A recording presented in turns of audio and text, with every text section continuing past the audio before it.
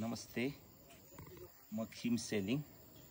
अहिले चाहिँ म मेरो जन्मथलो पाँचथर जिल्ला याङवरक गाउँपालिकाको ओयाममा छु। यो चाहिँ मेरो जन्म घर जन्मेको घर हो। बुवाले 2045 सालमा बनाउनु भएको र यो माथि देखिएको चाहिँ हाम्रो बारी। यो मास्तिरको 2 साल अगाडि भाइले बनाएको कुखुराको खोर। अनि यहाँ रुद्राक्षको बोट पनि देख्न सक्नुहुन्छ तपाईले। अनि यता सुन्तोला फोक्सिएको बोटहरू। यो चाहिँ पहिला हाम्रो बुवाले रोप्नु भएको। बुवा बितेर जानुभयो गत 3 वर्ष अगाडि। तर पनि उहाँले रोप्नु भएको यो बोट बिरुवा, सुन्तला, कागती, अलैँची, रुद्राक्षको बोट सबै यहाँनिर तपाईले देख्न सक्नुहुनेछ। र यी बोट बिरुवाहरूबाट चाहिँ अहिले हामीले फल प्राप्त गरिरहेका छौँ।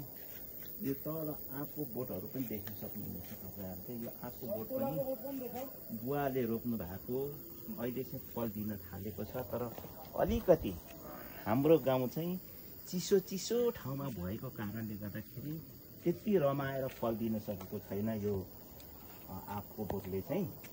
र गत 2 वर्ष अगाडि हाम्रा कृषक भाइ अनिश सेलिङले यहाँनिर कफी रोपणको कार्यक्रम पनि सुरु गरेको छ। र तपाईले यहाँनिर देख्न सक्नुहुन्छ यो कफीको बोट हो। 2 वर्षमा यतिको लामो हुँदैछ।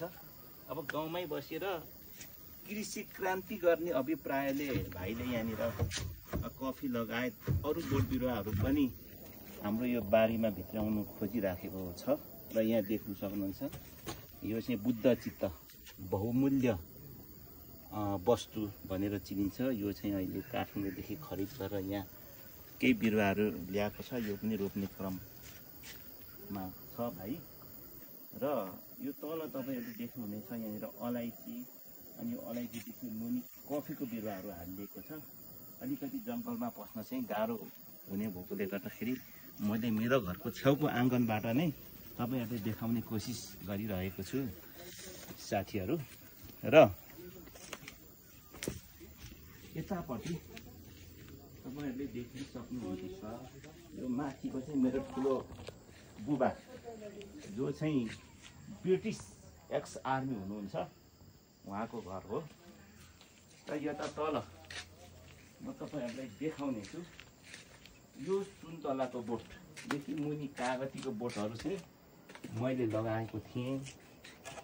अलिक धेरै समय भएर अहिले चाहिँ अलिकति मरिसकेको अवस्था छ। केही बिरुवाहरू छ।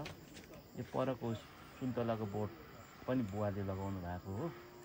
र यो पारीदेखिको दृश्य तपाईले हेर्न सक्नुहुनेछ। याङवरक वडा नम्बर 3 को सामाङखो टोल। र यो सामाङखो टोल भन्दा अझै पारीको दृश्य पनि तपाईले देख्न सक्नुहुनेछ। यो चाहिँ ताप्लेजुङ जिल्लाको सिदिङबा गाउँपालिका पर्छ। तपाईले देख्न सक्नुहुनेछ साथीहरू। धन्यवाद।